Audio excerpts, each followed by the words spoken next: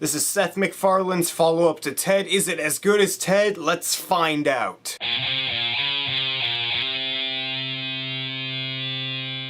A Million Ways to Die in the West is a movie that follows Seth MacFarlane. He's in a live-action role this time, and he plays a sheep farmer who is a pussy, and Charlize Theron tries to help him become more of a man for a gunfight, and Liam Neeson's in it, and he's a villain, and Neil Patrick Harris is in it too, and Amanda Seyfried's in there, and Sarah Silverman, and Giovanni Ribisi. There's a lot of people in this movie, and it's a western, it's a comedy western, so that automatically makes some people wary, but I watched the trailer for this movie and I really enjoyed it. I love Seth MacFarlane, I love Family Guy, I really enjoyed Ted a lot, so I was excited for this movie. The trailers didn't seem to be hilarious to me, but they had some good moments in them, and I thought that maybe they were saving some of the best parts for the movie.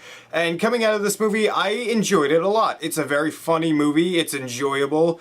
It's a good summer comedy. Seth MacFarlane in a live-action role is something that I know some people are worried about, but I thought he did a really good job in this movie. He still has the same great comedic timing that he has in his voiceover roles. It translates really well to live action.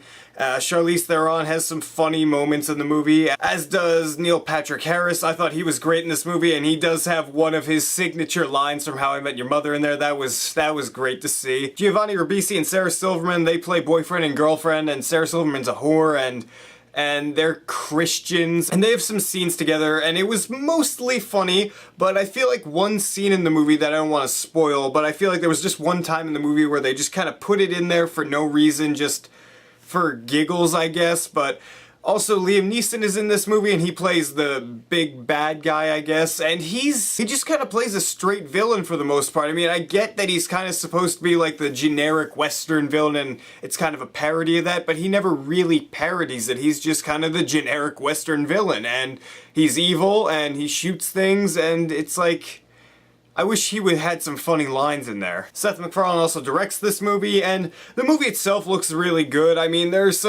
I like big, wide shots of cinematography, and westerns really lend to that, so there were some nice shots in there that I enjoyed, but the movie's comedy overall, for the most part, it hits really well. There are some scenes, there are some sight gags in particular, like there was a moment in the movie, not even a moment, there's about a good 2 straight minutes where a guy is literally just shitting, and it made me realize that I'm really over shit and piss and fart jokes, because I was just kind of sitting there like, what?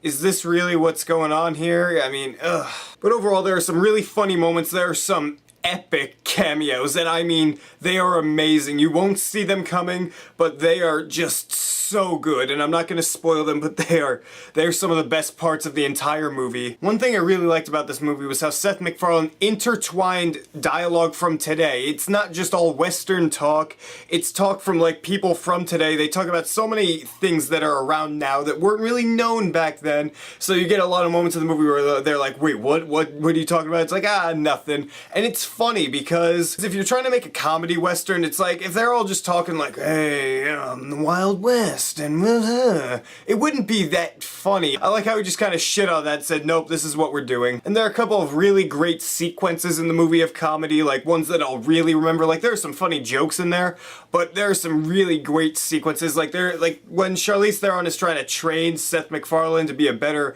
gunfighter, it's just that whole sequence is hilarious. And there's another one with Indians closer to the end, and it's great. A Million Ways to Die in the West is a good follow-up to Seth MacFarlane's first movie. It's not quite as good as Ted in my opinion, but I still had a lot of fun watching it. Most of the jokes really hit. There's only a few misses, and Liam Neeson I felt was kind of wasted in this role. I'm gonna give it a B+. So what'd you guys think of A Million Ways to Die in the West? Did you enjoy it? Did you not enjoy it? How do you think this holds up to Ted? Write your beautiful comments down there and tell me what you think, and if you like this video, hit that subscribe button down there, because if you don't, more people are gonna die at the fair.